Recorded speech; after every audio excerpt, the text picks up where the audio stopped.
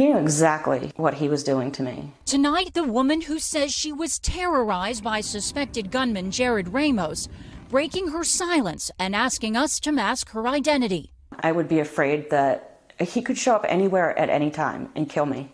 Former high school classmates, Ramos reached out by email, but his friendly messages turned dark when Lori was slow to respond. He said, "F you, go kill yourself. You're going to need a protective order." Ramos pleaded guilty to criminally harassing Lori in 2011. The paper covered the ordeal. Ramos sued for defamation and lost. Police say a likely motive for his rampage. I was thinking, I'm going to die. I can't believe it. Inside the newsroom that day, photographer Paul Gillespie, who hid under his desk in fear, says the gunman shot employee after employee.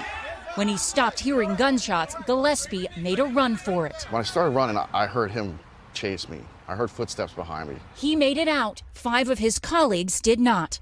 He hasn't slept much. When he closes his eyes, he sees them. They loved us and we loved them. We're like a tight family in there. That Capitol newsroom is forever closed. Staff now works in a temporary space, covering 5 funerals this week. There was never any question that we were going to publish. When something happens in Annapolis, the Annapolis Capitol covers it.